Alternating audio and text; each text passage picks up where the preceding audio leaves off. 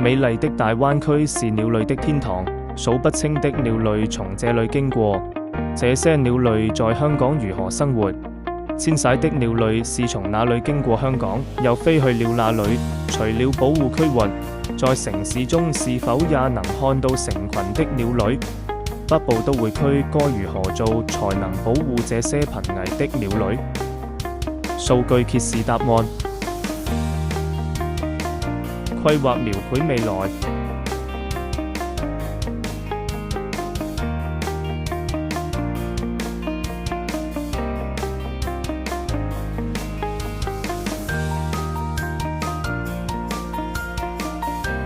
未來的北部都會區不應該是鋼筋水泥的森林，而是生意盎然的生態之城、活力之城。